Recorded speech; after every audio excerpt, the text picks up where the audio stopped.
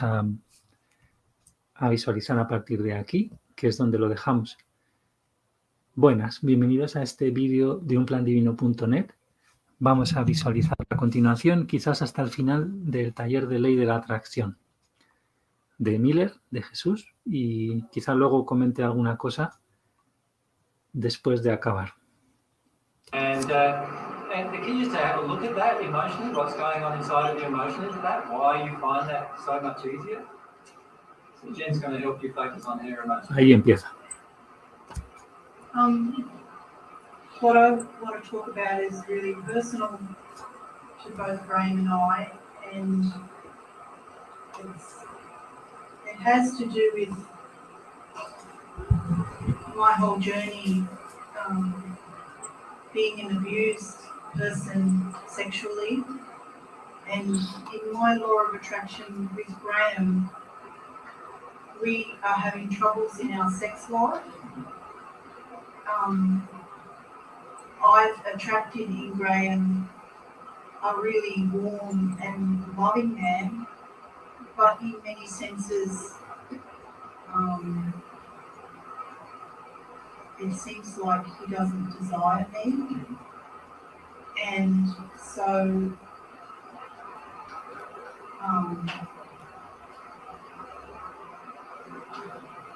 I'm having the trouble, which is why I've decided to come up and talk about it. So your trouble is that you feel a real deep sadness about not being desired sexually. I feel Graham's my soulmate, and I feel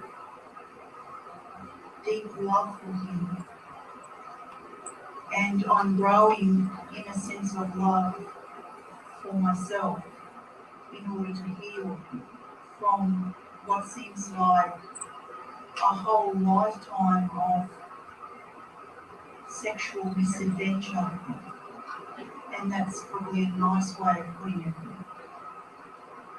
And in my relationship with Graham, I've had the opportunity to grow in ways that I know could not have been achieved any other way.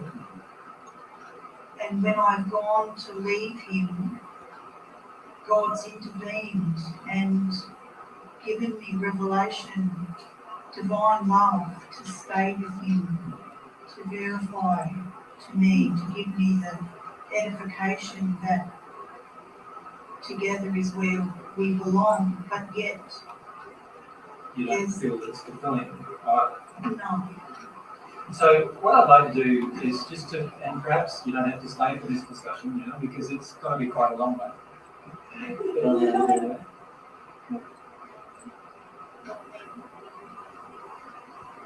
That's great. It's firstly great for somebody to talk about their sexuality. That's really powerful. And it's really great too because it does bring up a lot of law of attraction issues. So I'd like to raise the law of attraction issues, if I may, between the two of yourself. If you're happy for me to be open about them in a public forum, are you happy, Graham, to be open about them in a public forum? Well, I would really like to congratulate the both of you for it. So you don't have to come up, and you can actually go and sit down because I'll bring up some of those things. And obviously, at some point, we're going to have a discussion with sex and sexuality. And at some point, we'll be having a discussion about soulmates. And that will help answer a lot of these kind of questions. But what's been raised is very, very important questions. Firstly, and I'll talk more personally about your relationship. Firstly, when you attract a relationship, that's your soul attraction. So the other person is attracted into your life and you're attracted into their life because both of you are there to help each other deal with your different emotional conditions. Now, here's the feminine part, if you like, which is yourself. Right, Jen? So that's Jen. That's the feminine part of the soul. This is the masculine half of the soul. It's normally probably what I normally do, but that's great. How do you spell your name, Graham? It's G-R-A-H-A-M. So there's the two halves of the soul, if you like. Now, it's God's intention that these two halves of the soul eventually combine back as the one full soul. Right? Now, for that to occur, obviously, any emotional barriers that are between these two halves need to be healed. And this is the beauty of a relationship. Because a relationship can go a long way to actually healing these barriers that prevent the two halves of the soul from joining. You follow me? So the first thing I need to understand when I enter a relationship is that I have attracted this person to heal some soul-based damage. Whether this person is my soulmate or not is immaterial. I have attracted this person to heal soul-based damage. Now, if it happens to be my soulmate that I've attracted, you'll find that there will be an even more intense feeling of the damage between each other. So many times soulmates actually meet, spend a short piece of time together, feel these strong, incredible emotions of barriers between each other, and go into a panic and run away. And this happens quite frequently. Now, they will eventually be drawn back together again. And then often you'll see soulmates drawn back together, party and drawn back together, party and drawn back together. This yo-yo effect occurring. And the reason why that often does happen is because they're still not realizing the one important thing, and that is the law of attraction is drawing them together to heal something. And when they run away, they're running away from healing it. Right? If they stay together, there's a pretty good chance, and they work, and they both have the object of working through their emotions. So there's a pretty good chance they'll heal this problem.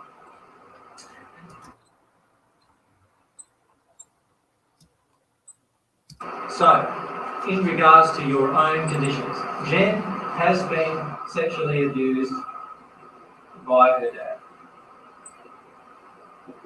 So it's a father, it's a male-based abuse. Right?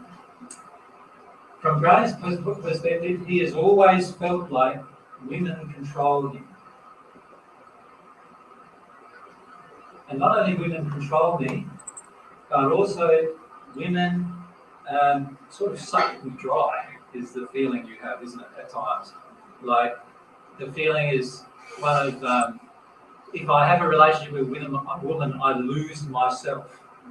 So, I lose myself. Lose myself? Not lose myself. Lose myself. Okay. Now, can you see that sexual abuse for a start is going to create lots of needy-based emotions in two separate forms? Firstly, one form is there is going to be an anger-based emotions with men, obviously. If it's happened by a father, there's going to be sexual anger with men. Right? But there's also going to be, because all of us have a natural sexual response, there's also going to be a desire for sex as well. So you've got on one hand a desire, a sexual desire, but on another hand an anger-based sex. So it's an anger-based sexual desire. So often what that means then is we start attracting men who treat us angrily in a sexual way. So we start attracting even maybe violent sexual behaviour with a partner, or we start attracting, sexual behaviour that causes us to trigger this anger. And there's also often other emotions too, is the need for closeness, right? Which was destroyed by the abuse. So in other words, there is this plethora, if you like, of emotion when we were abused, created towards the gender that abused us. Now, if we've had two genders abuse us, both male and female, mother or father or someone else, then obviously it becomes even more complicated. Now, the two different emotions are being triggered. Now, obviously, Graham then, from a sexual perspective, will love gentle sex. Am I on the right track so far, Graham? So he loves gentle sex, but as soon as sex becomes, it feels a bit more, shall we say, lustful, then straight away you no longer feel sexual desire. Because when it becomes lustful, you start feeling this control emotion kick in. Right? This control emotion of I'm losing myself now, the other person's demanding of me now, and those kind of things. On the other side, Jen, when it comes to feeling your stuff, you'll feel like, and there's also another thing that you desire closeness, okay, going on as well. So there's this feeling inside of you that sexual attention also means I'm close to the person, right? And if they don't desire me, then in the full part, which is also me desiring me sexually, and you are correct, by the way, like in the end, a close relationship will mean that each party will desire each other in a very lustful way, and they'll desire each other. Right? And they'll also desire in a very pure way too, each other. And they'll desire the pleasure of each other as well. Now, obviously, when there's different abusive issues happening, this issue, by the way, is just as abusive as this one. And what happens is we start setting up a thing where our desire is modified by the error. So, voy a aprovechar a mirar si se ha apagado el micrófono o algo. Vamos bien.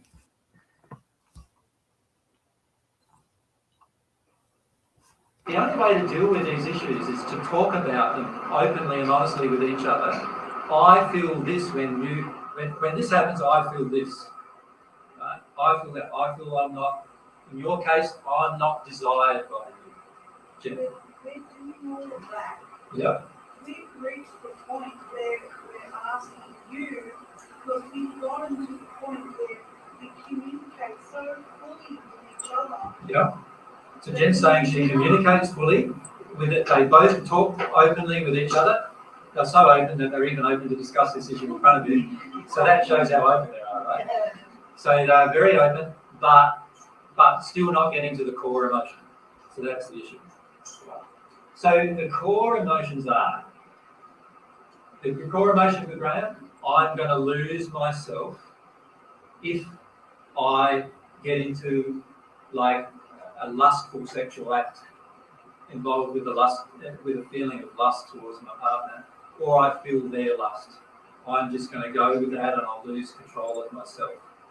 So the core emotions for yourself, Graham, are about losing control with the opposite sex, not allowing yourself to be vulnerable for that to occur, because you want to maintain control, and you're only allowing yourself to lose control when the other person has a vulnerability.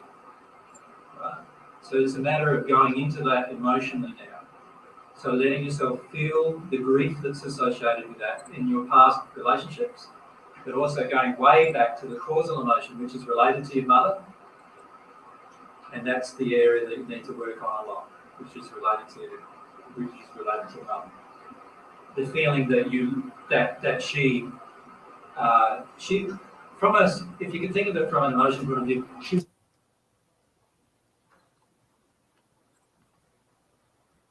like this over you. If you were just this little child, she's like this thing over you, controlling you constantly from an emotional perspective. So even though she might not have done it, in a physical way, emotionally, this is what she was like towards you, and you were pretty sensitive. And so, you felt all of those things. And by the way, sensitivity in the soul is a great thing. So it's a really great thing.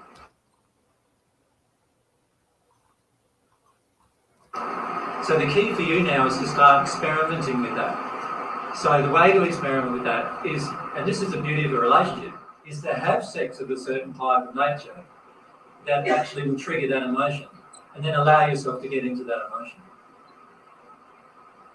Right? What you've been doing is avoiding it, which was going to prevent you from getting into the emotion.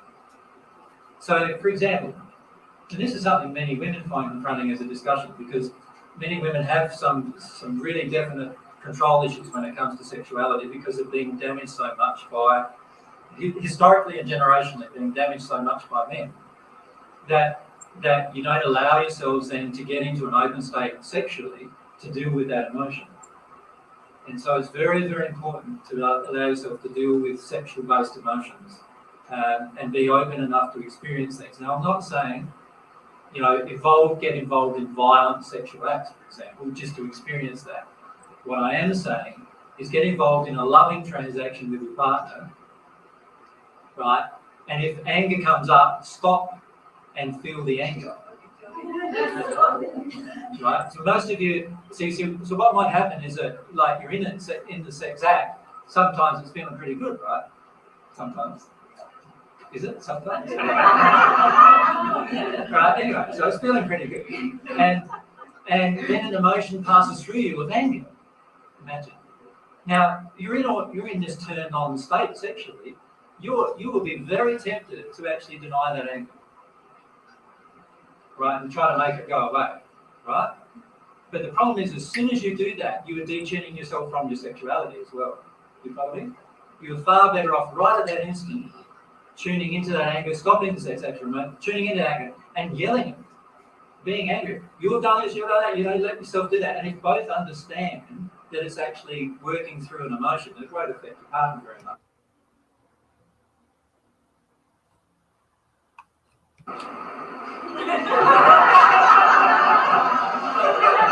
I know that sounds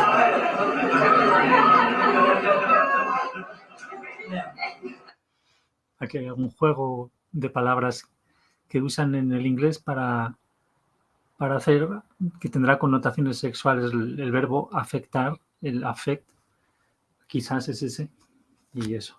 Pero aquí no se ve. Now, aside from the fact that he might be a little disappointed, that's a good thing for him too. That's his law of attraction. Now, if both of you allow yourself to do that in that manner, see, a lot of men have emotions of demanding of women's sex, right, which they need to deal with. A lot of women have emotions of being angry about men's demands, which they need to deal with. And the key is, if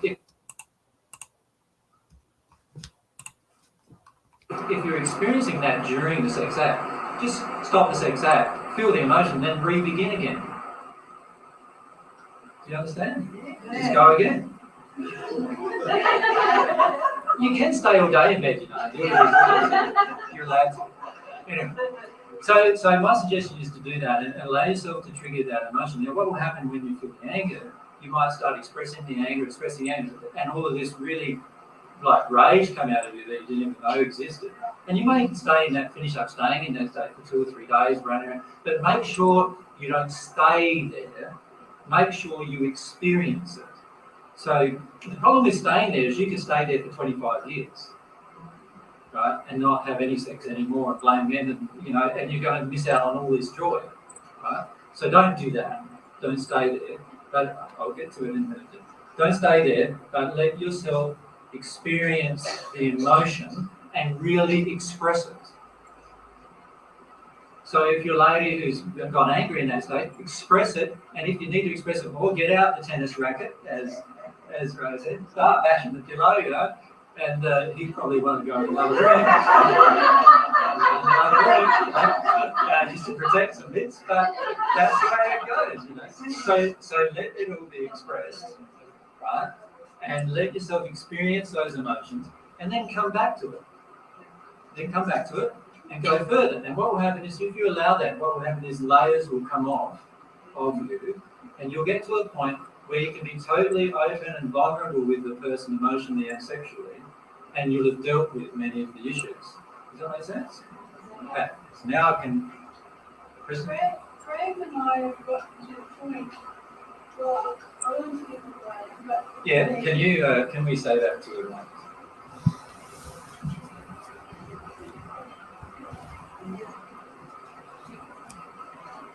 Are we changing tapes in there? Got 4 minutes. Habla de las cintas de Graham and grabación. I have gotten to the point where, I've asked the question, is sex a learned response? Because I've been married twice and I've got children, and I don't think I've ever been in a loving relationship ever before.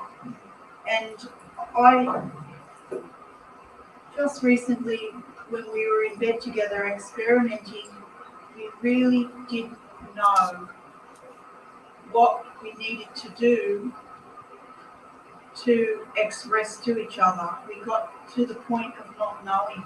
And I realised that I have never ever been in a relationship with a real man before, and I've never ever been in a sexual encounter where I wasn't harmed and real love was present. And I love Graham so much because he is real within himself, and I asked the question, can you learn sexual response? Totally. Because Graham and I don't know what to do or how to raise the desire and how to express with each other. If you talk about lust or something kinky or something that's profoundly, right field, something that's physically not sexual. Yeah, but not soul associated with love, And then you're I right. can write your book on it. Yeah. Cool. And she probably will.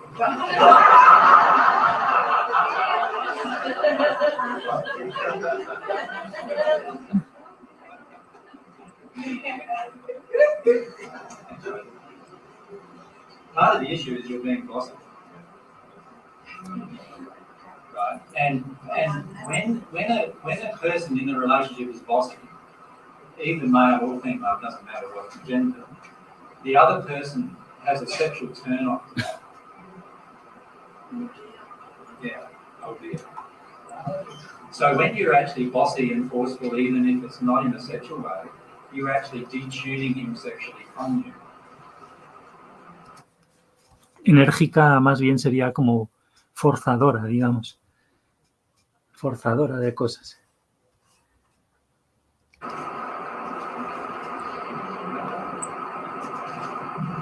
Can you see how that relates to his injury? Con la herida de él. So when a person... The first thing that I need to say is that I accept what you've said, okay? I accept the bossiness. If I accept it, then that's the beginning of me finding how to go, finding the through it. Yeah. So Okay. see, if you experiment with this, and this is about, sexuality is not really sexuality, by the way. Sexuality is really soulality, if I can call it that. In other words, it's an interaction between two half souls. It's an interaction between two half souls. And the interaction between two half souls is going to very much depend, your physical sexual response, after a while, your physical sexual response is going to be totally dependent upon the emotional interaction between the two halves of you. Right? So you'll get to a point in your own life where you cannot at all respond sexually to a person without there being love there. Now that even applies in the day-to-day interaction.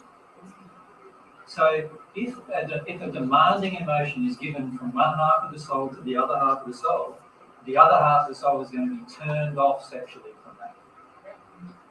Does that make sense? Now many of you have experienced this, right? Like many of you know that, and there's a common belief, like the man treats the woman badly all day, and then comes home and wants some sex, and of course she's going to be really responsive, isn't she? Of course not, because she's not feeling loved all the day, is she? Does that make sense? So it's okay to feel that emotion. This is a good emotion. So Aquí le ha dicho, está bien porque Jen debe estar conmovida por algo y está bien, es una buena emoción o algo así ha dicho. Y sigue. That emotion of demanding goes across to Graham, and his emotion gets triggered, of course, which is this one, which is, I don't want to be involved in this transaction. I'm losing myself in this transaction. I'm not. How can I respond sexually in this transaction? And to be honest with you, And once you are connected to your soul, if you're a male, you will go from this to this within a space of about a second, as soon as you feel something's unloving. All right? So it's a very powerful tool for you to actually work through your issues in terms of sexual love.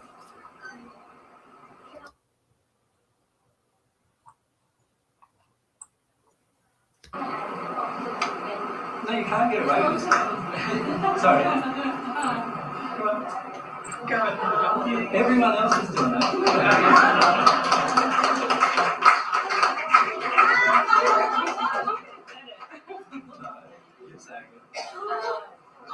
It's not necessarily related.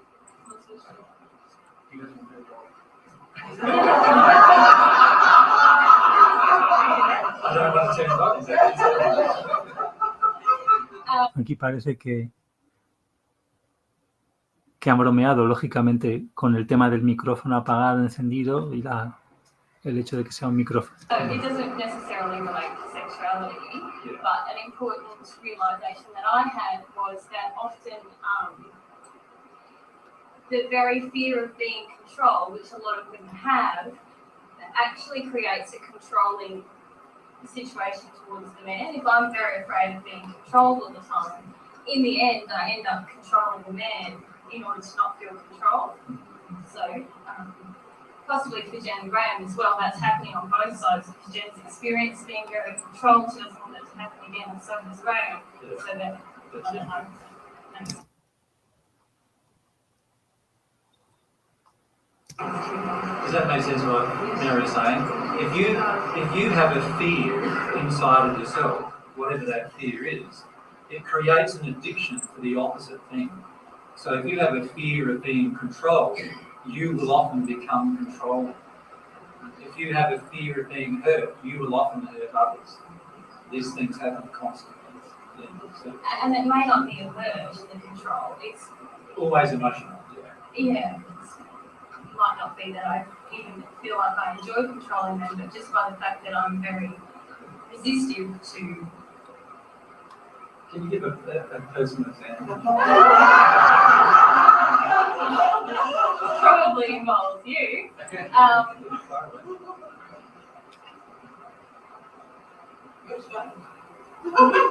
Which line? There's plenty. Just probably within our relationship when I first met you, I had a lot of fear and a lot of concern about being controlled, and so in the end, our relationship started to become on my terms. You know, I would see you and I was free, and you would visit me, and I didn't feel I was being controlling, but I had so much concern about being vulnerable and actually giving and those sorts of things that actually ended up being quite controlling to you, I think. Yeah.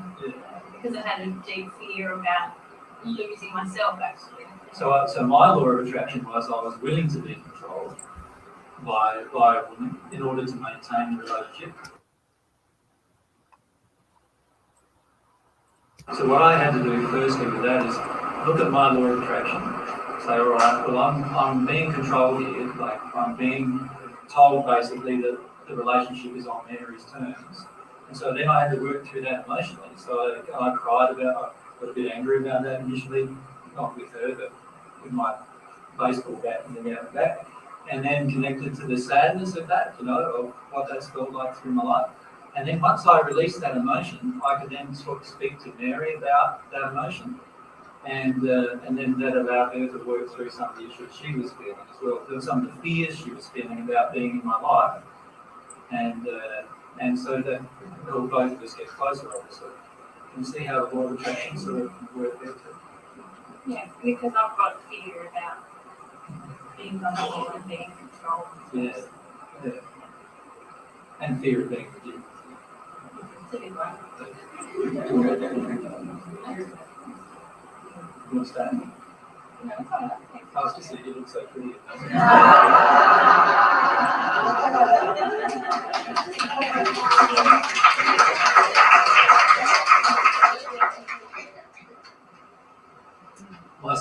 My sexual projections. Sorry about that. This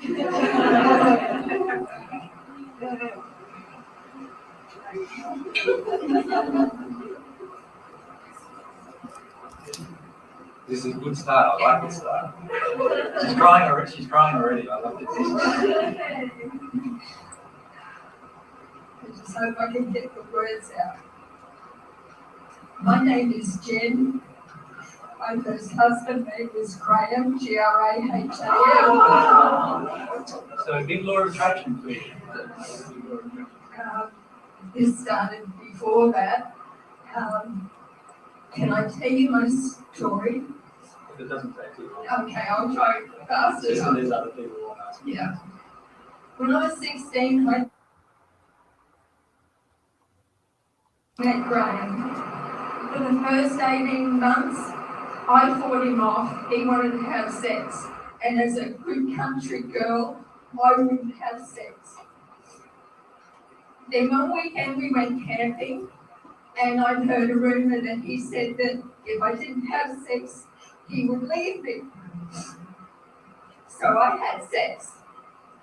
I fell pregnant. The Saturday of that weekend, as soon as we did it, I knew I was pregnant. I knew I was going to have a boy.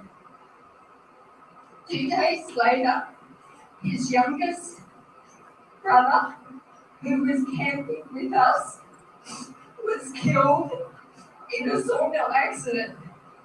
And I blame myself so much for that, because as a good country girl, I was told it was a sin to have sex before marriage, that every time someone died, there would be another birth.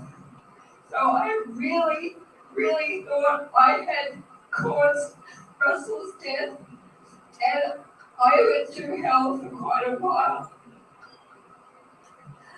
I had my son, who is absolutely beautiful, who I know now is very damaged from the emotions that I was feeling when he was being carried. 3 years later, I had my daughter, which I love. 2 years after that, I was on the pill. I had a cold. I was on antibiotics, and I fell pregnant. And I didn't realize how angry I was at Graham for getting me pregnant until I got pregnant again against my will, and I had an abortion. Now, when the other ladies a couple of weeks ago said that, I felt nothing. I was worried about that, so I went to a very good friend who has helped me with a lot of counselling, and I said, I'm feeling nothing, and I don't want to feel nothing. I want to get through this. And I still felt nothing, and I thought, wow, I've dealt with this. Isn't this wonderful? Because I remember in the doctor's surgery when he told me I was pregnant, I'm going, God, no, I can't do this. I'm going to go nuts if I have another child. I was 17. I had no teenage life. And here I was with my second child, just about to go to school and have a bit of freedom. And I was pregnant again. So today, when the other lady was talking about not being able to sleep, I used to have really bad sleeping problems from the ages of about 25 to 35. I used to take Serapaks every night to try and get to sleep.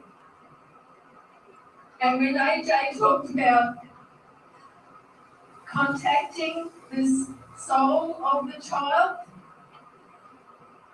I wanted so much to say sorry to that child.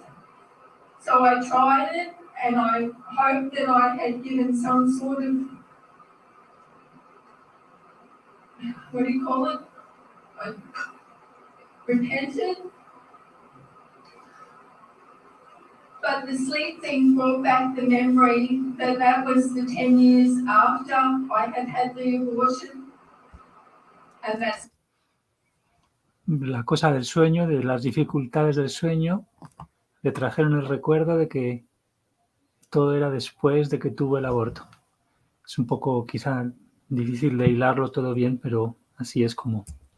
10 years after I had sleep thing brought back the memory. But the sleep thing brought back the memory that was the 10 years after I had the abortion. And that's what triggered it. And I thought, I was just so scared to meet this child because I was actually told once that I had 3 children by a medium and I denied it. And she said that there's a child here who says his name is Michael and he's connected to you. I would never call my son Michael because my closest cousin's name is Michael. And when AJ talked about the celestial beings who would look after that child, I thought, well, they've called him Michael. So I thought, well, I'll try and connect with him. And since the last fortnight, I've slept like a baby. So I think he's forgiven me. And I was going to just go outside and have a good cry. But because I've always felt a lot of shame, and I've always had all these skeletons in my closet, that I thought it was about time to get rid of the whole lot all in one go.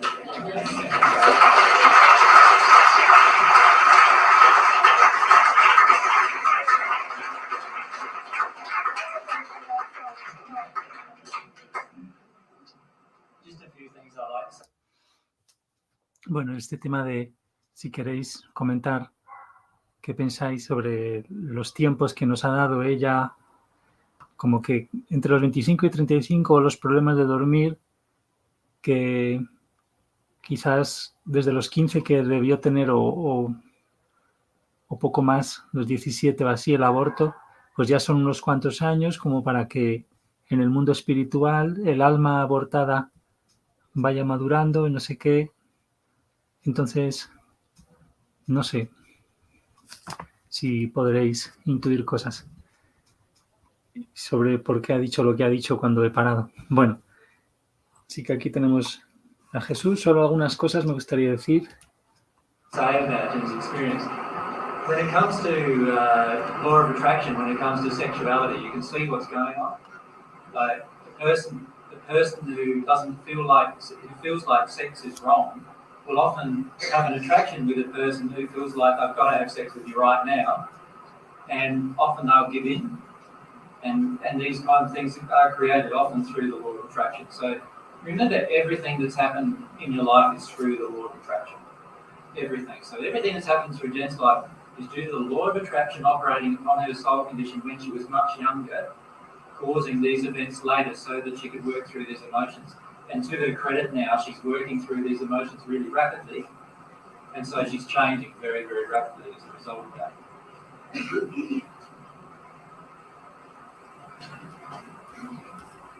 If we can try to keep things to the law of attraction, is that right?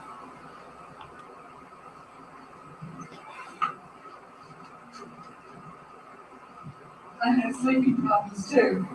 So you don't want to sleep? No. Obviously, Yeah. yes. And this morning I was looking at that, and I believe it's because I'm afraid to sleep because I feel like I have to take care of the children. So you're afraid really about if you're asleep, what's going to happen? What's going to happen to the children?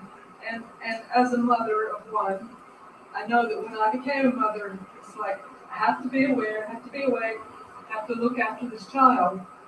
Now I have 2 grandchildren, and they live in the United States, and I know it's not my business, it's not my life, and yet I feel I feel a lot of things, a lot of connection, a love, desire for the best for all. And the way my daughter is choosing to take care of the children, and she's a wonderful mom. So what's your question? My question, okay, it's based around vaccination. I have strong beliefs about vaccination, and that causes me heaps of pain, emotional pain. I've done so much research about it. So what's your question? Question. I feel It's about your daughter and her children. yeah, but I have this pain about vaccination. And when I wake up in the night or can't get to sleep, it always comes around the vaccination. I'm worried about the children. I believe vaccination is a very evil thing. Right. And very, But let's first look at your law of attraction. Firstly, you're not being honest with yourself. Because anything that you're feeling is about your feelings, not about what's happening to someone else. okay. So if you're passionate about vaccination, you're correct in that vaccination can be a very damaging process, right? So, and there's a lot of soul reasons. If you deal with the soul issues, obviously vaccination is not even needed anymore either. And if you get to a point of a oneness with God, you'll never need any anti-disease thing because you just won't get disease. But that doesn't deal with your fear. There's a fear that you have inside of yourself about vaccination related to your childhood. What do you reckon about that?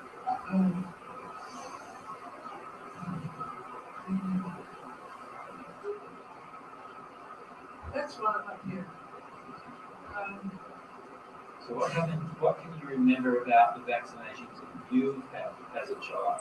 When I had vaccinations, which were very few compared to today, I did it. There was nothing that I knew about.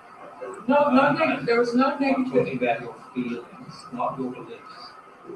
When you were little, when you had somebody poke a needle into your arm, Okay. what did you feel? I didn't like needles. Okay. Were you afraid? I didn't like to go to the doctor. I didn't like any So if you put out this great big needle and it's just about shoving in your arm, Yeah, what's your feeling? not good. No, Not good. that's bad. And my mother is a Isn't there a- nurse. isn't it a- She gave me shots. Yeah, isn't it terror-based emotion? Yeah. Yes. So what's actually happening through your law of attraction is there's this terror-based emotion inside of you about getting vaccinated when you were a child. And it's about feeling your way through that terror-based emotion, which is going to mean actually allowing yourself to think about those events when your mum was vaccinated. And actually breathe diaphragmatically in the tummy and allow yourself to experience the terror that you felt. See, at the time, you were told that you shouldn't feel the terror. That it was all okay, this is normal. There's a lot of other stories. You don't need this because of the disease you're going to catch, and all these other things you were told. But the truth is, there's this terror about this issue. And so when you're worried about your grandchildren, it's actually your terror about your own childhood and what happened when you were vaccinated. When now as an adult, after having done research and stuff, and it's not just research, it's like, before I did research, I knew in my heart it was wrong. Yeah, so but the problem is, can you see what we do with our addictions? See, what's really driven you to know about vaccination is this terrible fear of vaccination from your childhood. And that terrible fear created a desire in you to actually find out about vaccination, find out whether it's wrong or right. In the end, whether it's wrong or right is immaterial for your emotion. What the material point is emotions is that you have a fear and a terror in you about vaccination that you need to experience. But all of your desire to seek the truth about vaccination has all been motivated by this terror about vaccination.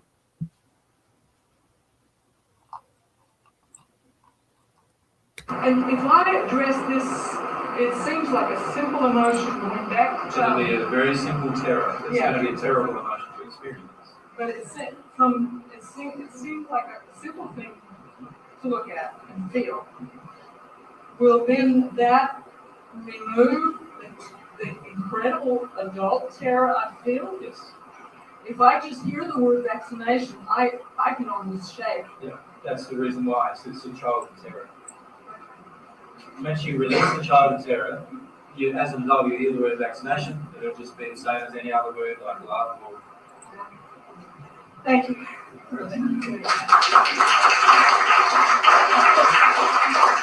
A few things about that experience. The law of attraction was telling on so many different parts what the real problem was. Do you follow me? You see, what often we do is that we get a law of attraction event, and then what happens is we start intellectualizing through the addiction. And we become addicted to finding out the truth about it, become addicted to doing all these different things about it. And in the end, it's just the feeling of the causal emotion that needs to occur. And all of those addictions will pass, and we'll automatically know the truth in our heart. The truth is the children who you're vaccinating already know the truth. They are terrified of a vaccination. They already know the truth. It's not good. In their heart, they already know the truth. Now, I know that many of you from a medical profession might be saying, oh, but AJ, you know, what you're going to do is create disease by saying all of these things. No, because if you listen to everything I'm saying there's an emotional cause for every single illness and disease on this planet, and when you deal with that emotion, these diseases will not even exist on this planet. So will you need to vaccinate your child? Of course not, because the disease itself will not exist. Right at the moment within you, you have literally hundreds and hundreds of different diseases. But your body doesn't respond to them because the emotion that creates the trigger to response is not there. All right? So that's a very important factor to bear in mind. And the child already knows this. The child takes one look at this needle and goes into fear. It already knows the truth. So you wouldn't have needed to investigate all those different things to tell you that it was wrong if you allowed yourself to just feel the emotions of the child. Now, obviously, it's a terror-based emotion as a child. It's very hard to feel. And when it's our own parent inflicting the pain and the terror, we think we must be wrong. Does that make sense? Look, obviously, if your own parent is inflicting the pain, what must, you're setting up this terrible conundrum, aren't you, with yourself?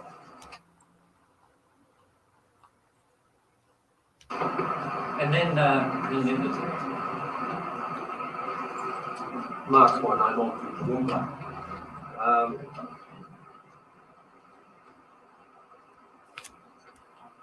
Does the law of attraction equally apply, or the speed in which you can acknowledge it, equally apply to myself, where I have been a Christian and have been an agnostic, and perhaps now an atheist?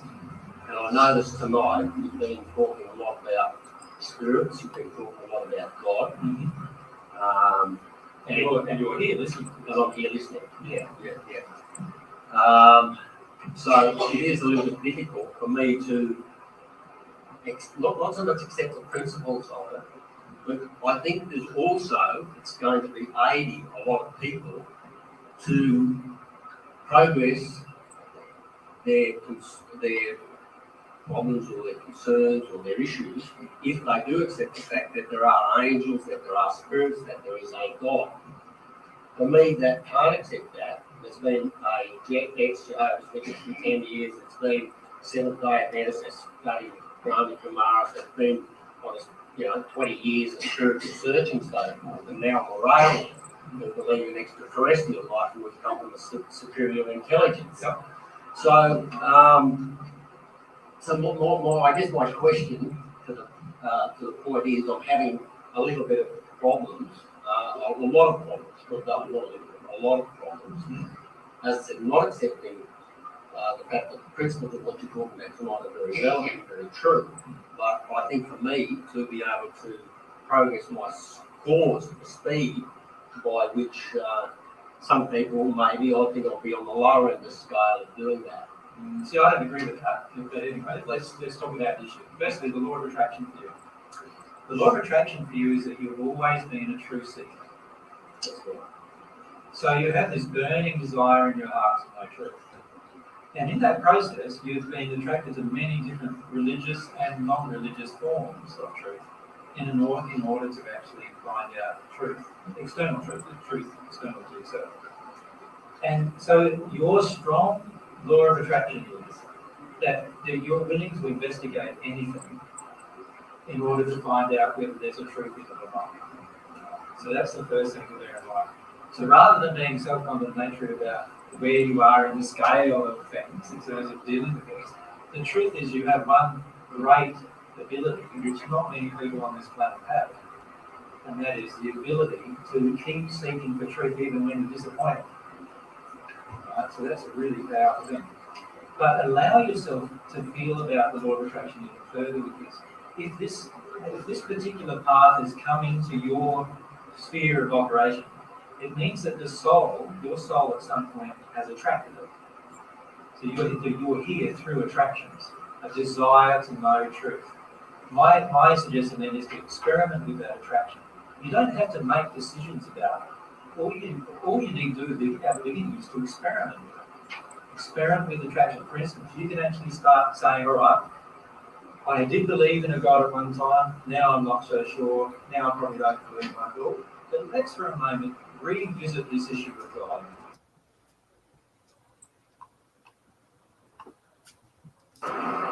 And let's start having a longing, like using this law of attraction thing with God, and let's experiment with it. Let's experiment. I'll experiment with it with regard to one issue. Let's choose the issue, whatever issue is passionate for you at the time. Issue might be, what is the truth about a certain issue that's passionate for you? So what you do then is try the experiment from an emotional perspective with that particular issue and see what happens, see whether it works, see what it brings you. So allow it to see whether the law of attraction is actually a valid law, that it's actually something, that it's actually a law of the universe. Allow yourself to experiment with it to see it. So if you can keep an open mind to that and keep an open emotional set to that, what will happen is you'll start attracting into your life the truth about those laws. But one factor that is also part of the law of attraction is this feeling that you're always going to be disappointed. Because you've investigated so much truth and you've become disappointed with it. Like, when you're a witness, you become disappointed with that, with yourself, you become disappointed with that. And then there's other things that you've investigated, you've become disappointed because they've never had all the answers for you. Because obviously you're quite sensitive at the soul and can feel soul-based answers, right? So now start trusting that and start investigating this divine part of the teaching and investigate it with the same criteria you've been investigating these other things. How does it feel inside of you? And let yourself, through your law of attraction, work your way through those issues. And also work your way through the pain that's still there within yourself about having investigated so many different paths and they all turn out disappointing.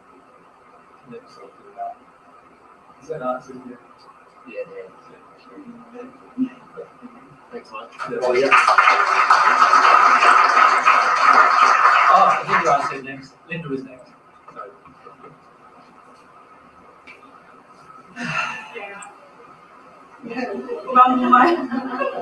I'm just feeling her emotions. Yeah. Just talking about the law of attraction, trying to perfectly as far as I'm probably an injured child. I've been looking for work with children. I'm studying teacher aid work, so I got a call on Friday to say that I had some hours at the school. I said, oh, yay, great, paid work money. And then I was told to do with one particular girl who has emotional injuries and behaviour issues, and so I have to deal with this. I'm put in a situation where I need to experience her behaviour and try to cope with it. And, so what's your law of attraction? Well, I just know that it's just my law of attraction is just perfectly saying to me, well, here you go, here's your injured soul, feel what you need to feel from this, and because it's not happening with my own children, so now I'm attracted to this, haven't had a chance to really think about it, but I'm quite fearful. So you're afraid already. I'm afraid because you're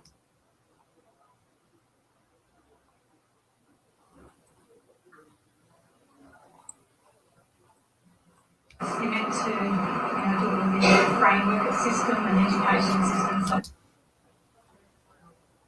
being problem. So with Linda, what's happening a lot is that she's been shown a lot through her law of attraction that she feels quite grieving-based sad emotions within herself from her childhood. And what's been happening, she's been very resistant to that happening. She's been quite angry and quite projecting out and quite resistant to that and getting angry with the children about it and all those kind of things. So now what's been put in her path is another child who she has to work with in a framework where she's not allowed to get angry and upset and actually face the emotions that this child is facing, which is actually going to be very, very close to the emotions that you have. Yeah, I actually connect with her quite well, and I really adore this little girl. Really connect with this little girl. I've known her for about a year, and I love her, and I just feel like, wow, I just want to fix you and make it all right. But the reason why you connect with her is that you have very much a mirror of her emotions. I know. It's just. And that's the reason why you're not connecting with your own children, is because you don't have a mirror of their emotions. Does that make sense? Well, I refuse to see what they're showing my own children as my own interests, and when it's outside of myself, it just feels different. Well, the truth is that your own children's emotions are a reflection of you, but they're not a reflection of your injuries. Whereas this girl has exactly the same injuries that you have as a child, and you feel a deep compassion for that. Yeah. And really what it's about is you not wanting to feel the compassion for yourself. But I will be now, because I think. Well, we'll see whether you will be, because it will be on your choice. Yeah, well, it's just a dawn on me. Wow, like you've just attracted this situation. Like, what are you going to do with it? Like, let's use this because it's the law. It's just perfectly in front of me. And I'll have to get on to. Yeah. And I only asked them, I don't know about the child. They might just. The key with law of attraction events, when you know you've attracted an event, stay with it until the emotion is gone. You see what I'm saying? Stay with it until the emotion is gone. Really, you want to? Yeah. Your words were, "I love this child. I adore this child." Who were you talking about? Yeah. So Minnie's saying that, Listen to your that your words were, "I love this child. I adore this child." See, really, what you're saying is that you don't love yourself and you don't adore yourself. So I love another child and not myself. Well, it's about that. Yeah. So it's very much linked with those emotions. Yeah. Even your words, by the way, will tell you lots of things about your law of attraction. What you say is just a very, very powerful thing. And James?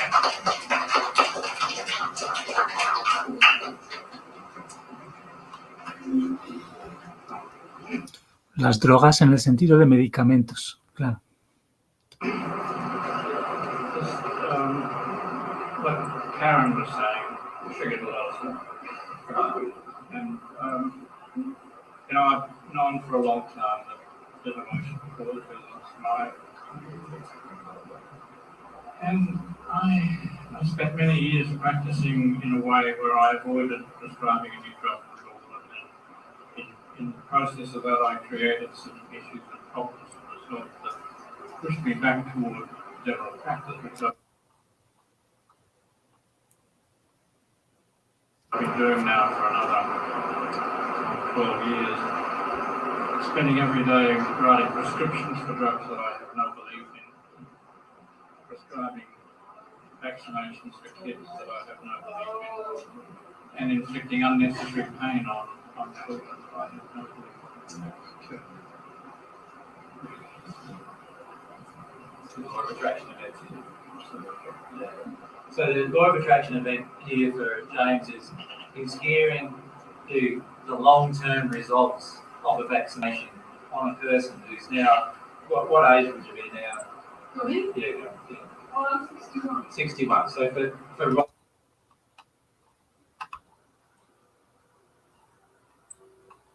But 50-something years, you've been living in this fear about vaccination, really, have you? When my daughter, when I was pregnant, I did lots of research.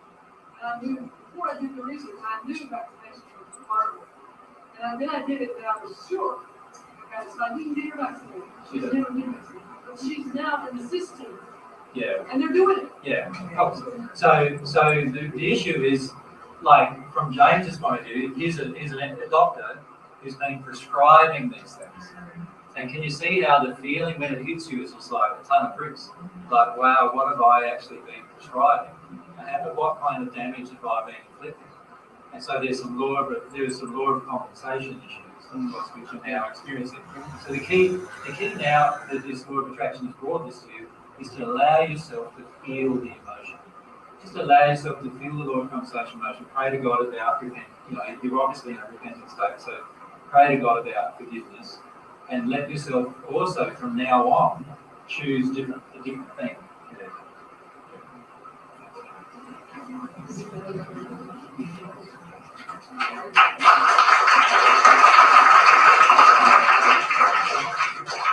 Now, we've only got 10 minutes more, around about. So there'll only probably be time for one or two more, and then I just want to have a short discussion before we finish. So.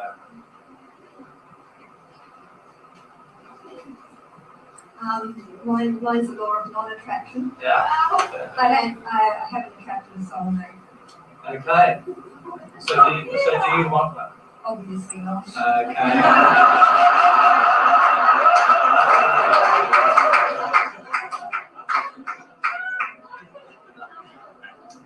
Yeah, the truth is you don't want one. Now look at, so the law of attraction is, I think I want my soulmate, I'm really, really lonely for a soulmate, I really want the person in my life who's special, and I really want to have a close relationship, and I haven't got one. So all the things that I've just said, real or not? Obviously they're all not real. The truth is, I really don't want a soulmate, I really don't want to have a person close to me in my life, I really want to stay lonely. Now that feels the opposite, doesn't it, to what you think? At the moment, my heart's just beating. I'm actually in terror. Yeah, that's it. I've been the whole time. Now, your terror is covering the emotion that you're needing to experience. You're terrified about feeling these emotions. And the truth is that you do not have a desire for soulmate, you do not have a desire to have a close relationship with someone, because you're afraid, you're really terrified of something. So would you like to say what you're terrified of? Can you feel what you're terrified of? Well, I've come up with intellectual ideas, but Well, just let them pop out. that my sincerity will be stomped on. Okay, so you feel that if you're in a relationship, the other person's going to stomp on you. A lot of your good qualities will be lost. So it's a deep fear. What happened in your childhood to cause that fear? My childhood wasn't too bad. That's not true. Well, you have such a deep fear of your sincerity getting stomped on. Somebody in your childhood must have stomped on your sincerity. You follow me? So there was something going on there in your childhood, wasn't there? With regard to a male, stepping on your sincerity. Have you a male or female based attraction? No. So it'd be in regard to a male. I was scared of my dad. Of course. Yeah. So big thinking is, like, a lot of us say, oh, yeah, I was scared of my dad. Like, you know, as if that's a fairly minor thing. That's an amazingly huge thing. Like, you imagine as a woman, you're growing up with a male, possibly the only male in your household, and you're terrified of him. That's going to cause some problems in your later sexual life and your later relationships, don't you feel? Definitely. So allow yourself to say, that is a problem. That is a big problem. He stomped on sincerity. He stomped on quite a few things with his anger. You're terrified of him. You're afraid of him. And you're afraid of men as a result. Does that make sense? And this is why you're not attracting your soulmate, because you're afraid of the men. So what you'll need to start doing is looking really deeply at the emotions about men that you feel, and let yourself feel firstly the terror-based emotions, but also the emotions underneath about men, because they are the emotions that are preventing you from meeting your soulmate. When you deal with those, you'll attract your soulmate. See, at the moment, you are actually repelling your soulmate. And you were right in a way, because you were saying, oh, this is a problem of non-attraction. What's the opposite of attraction? Isn't it? You got a hanky for it? And the opposite of non-attraction, the opposite of attraction is repulsion. And what happens is when our soul is in a state where we're feeling certain emotions based around fear and terror and so forth, we are in a state of repulsion of the opposite sex, not attraction. Right? So we're actually pushing them away. So if your soulmate come around you at the moment, you feel like he's being pushed away. Even no matter what condition he was in, you probably feel like he's being pushed away.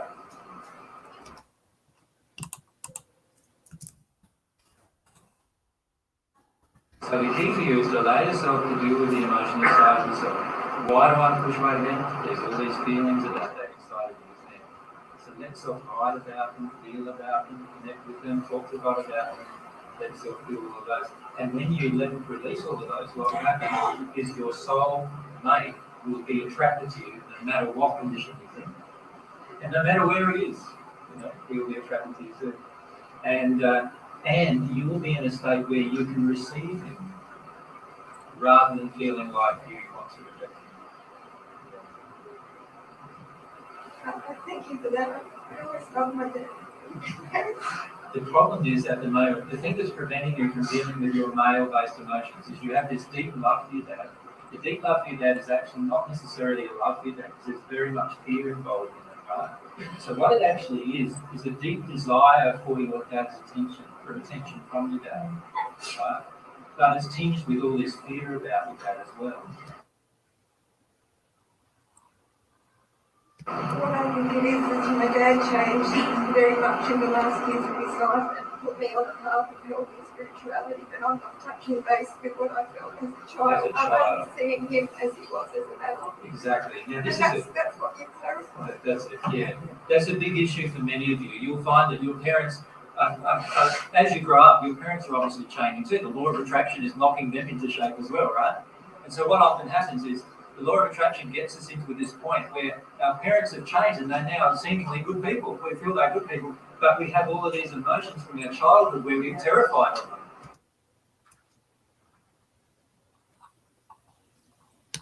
And the problem is that we judge one using the other. And what we need to do is forget that and just go into that child emotion, because it's the child emotion that is defining my life. That's defining my law of attraction. So that's why I need to focus on those emotions. So you need to stop getting into this condition of thinking he's good now, so I can't feel that. You can still feel that even though he's good now.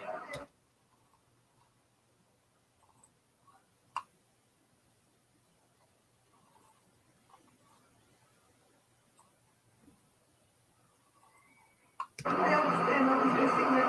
Yeah, that's good. All right, well, let's now thank you for everyone.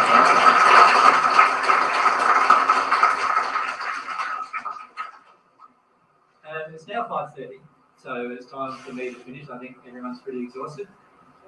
What I really liked about those personal experiences is that all of you are starting to connect emotionally to what's going on. And that's a great thing. That's really what we're doing here. The law of attraction is such that it's wanting you to feel these emotions. That's what it's there for, to actually access these emotions, to access these fears, to access all of this stuff. And if you allow it to work like God intended it, then it can be God's messenger to you. But if you resist it, God's not talking to you anymore, and you're going to be all on your own, and it's going to feel that way. So let yourself look more powerfully at the law of attraction in your own life. Take complete responsibility for that attraction. Even every single person who's spoken to you this afternoon has been your law of attraction. Somebody here would have been affected by what's being said by different people here, and that will all be based on the law of attraction. So allow yourself now to experience those emotions. It's been great spending a bit of time with you today, and I look forward to those of you who are coming tomorrow. Tomorrow the discussion is about spirit communication, so you'll find that quite interesting. And then in the after the discussion after that, we'll be focusing on a plan that we have to help those of you who want to be mediums. Y aquí está hablando un poco de lo que iban a hacer al día siguiente sobre la comunicación con espíritus, un taller que también veremos, espero, que tiene transcripción, y está anunciando un poco eso ya justo para acabar. To actually start developing that gift, and those of you who want to be healers to be able to start developing that gift. So that's our focus tomorrow. Thanks very much, guys. Thank you.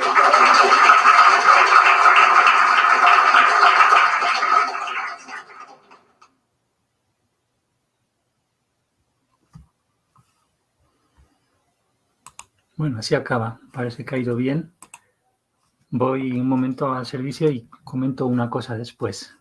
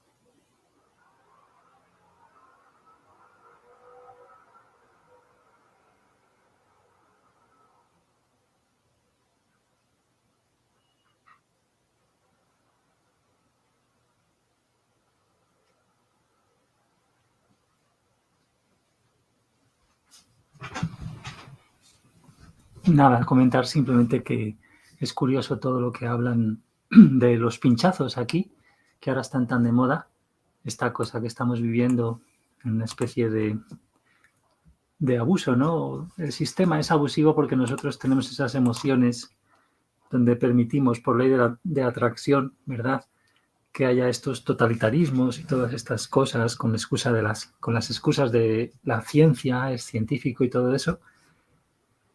Y tenemos que interpretarlo como tales, ¿no? Como todos tenemos una parte, en una causa, en el alma, como vemos más explícitamente en el taller de la ley de causa y efecto, que es muy parejo a este de la ley de atracción, claro.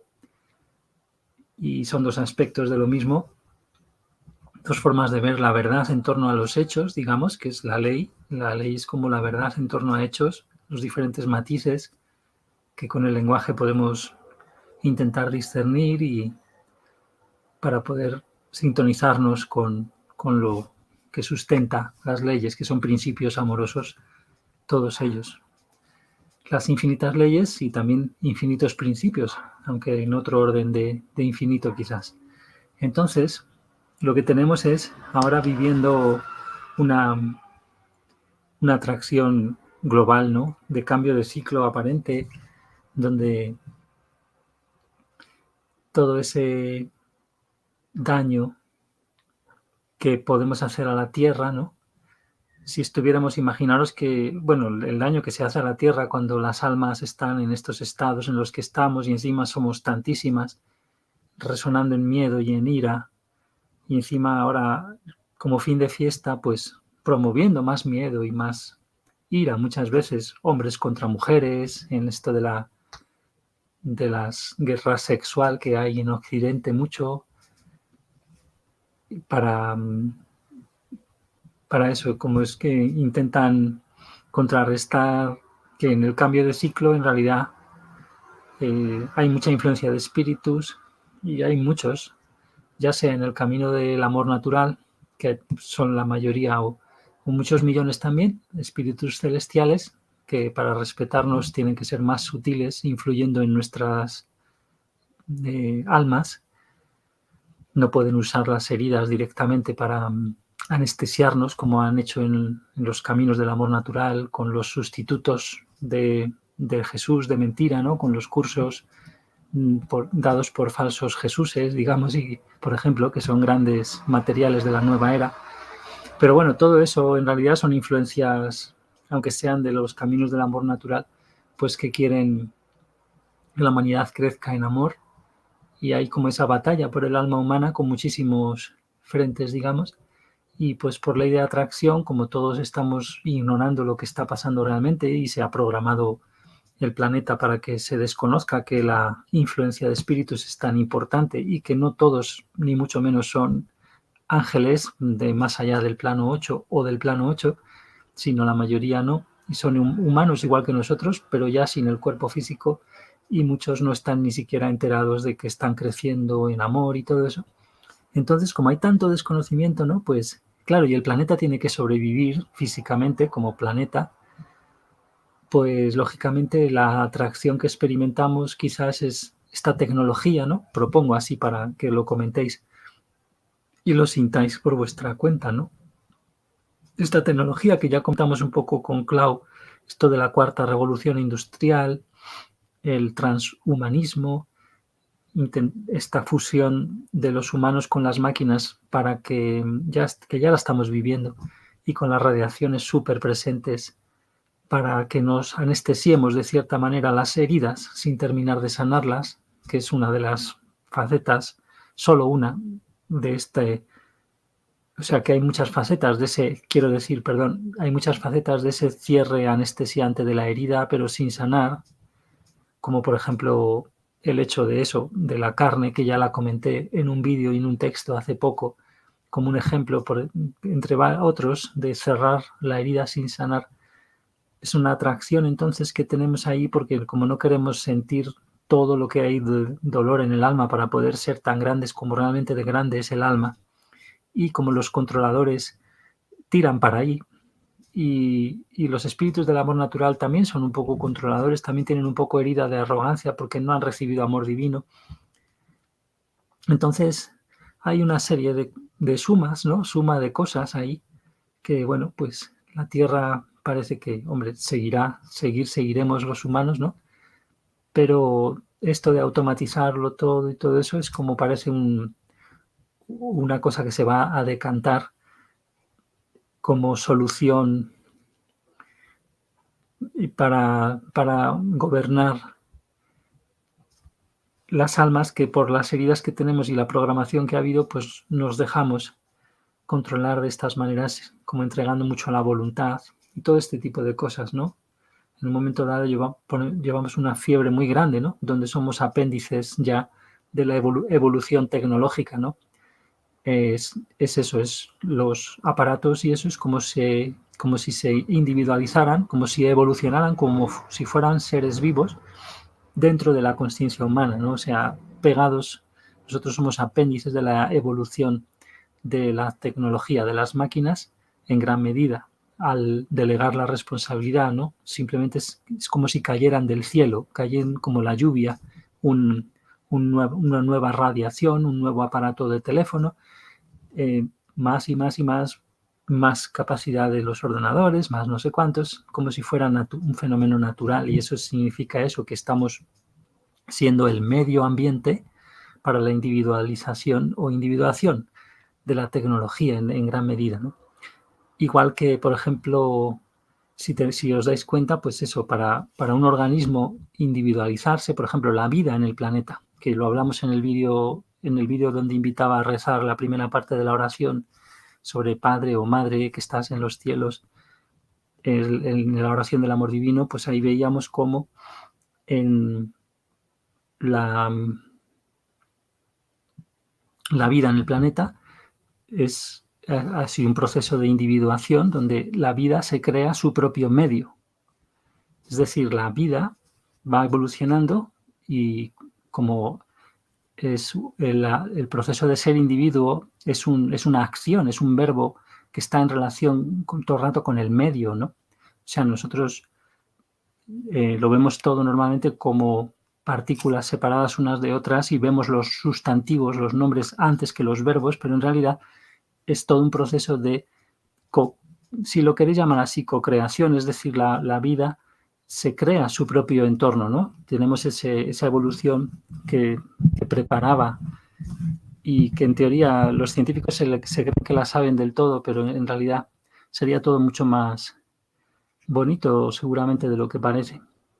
Pero la vida es esa relación, digamos, creadora entre el medio y el organismo, ¿no? Los organismos de la vida está dentro de lo que no vemos, de alguna manera. El principio vida, en el caso del alma, es más así. En el caso de los seres vivos normales, la vida es directamente dada por Dios a nosotros a través del alma.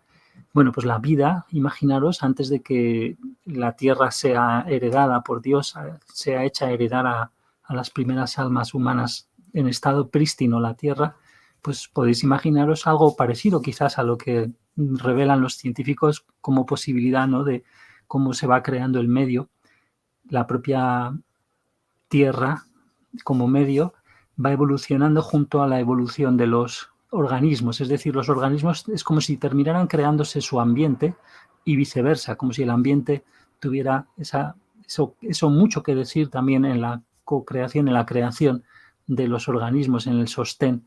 Entonces el oxígeno, por ejemplo, es una creación de las plantas, ¿no?, que poco a poco van saliendo organismos capaces de crear una atmósfera, y esa atmósfera a su vez es capaz de sustentar organismos más complejos, todo eso, ¿no? Imaginaos, es el proceso de individuación, que es como extracción de potenciales desde lo invisible, digamos, el principio vida, la inteligencia infinita que es de Dios realmente, a través de muchos principios que están impresos en todas las leyes, pues eso va extrayendo, es como si fuera una materia, esos principios amorosos, es como si fueran una materia que se va expresando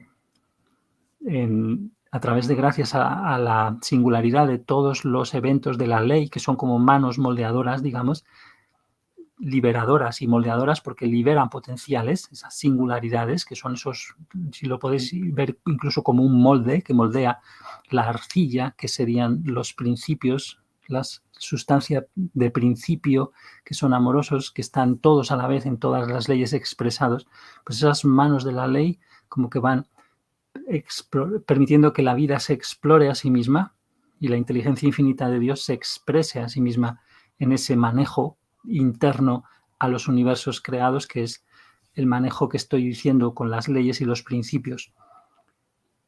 Y entonces esa individuación del medio, fijaros, y del organismo son paralelos esas cosas.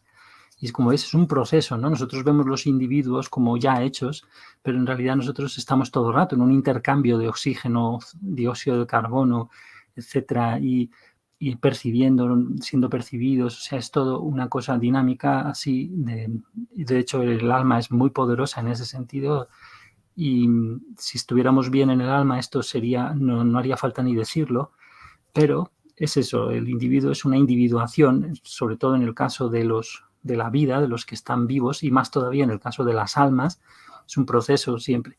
Entonces, esto era simplemente para contextualizar el tema de que ahora la consciencia humana y los cuerpos humanos en gran medida es como si fuera el medio de individuación para la individuación de las máquinas, ¿no? Es como si ahora fuéramos el medio ambiente de ese otro proceso de individuación que de alguna manera permitimos por delegación de la voluntad, porque hay, pues eso, somos muchísimos, nadie asume responsabilidad, los medios actuales tecnológicos hasta ahora son muy contaminantes, por ejemplo, y cosas de esas. Entonces, fijaros, ¿no? Hay muchos factores que podéis en vuestra alma empezar a sentir y eso era para plantear esto. Entonces, la solución que estamos viendo de robotizar a la gente, porque la gente delegamos responsabilidad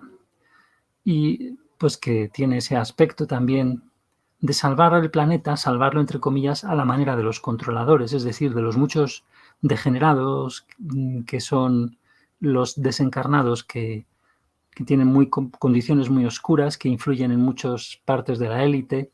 Bueno, pues esos están ahí, no sabremos qué pasará con ellos, siguen influyendo en muchas partes de la élite, basado en las heridas que tienen los jefes de grandes corporaciones, heridas de arrogancia, de control de poder, sexo por el sexo, todo esto que se está destapando.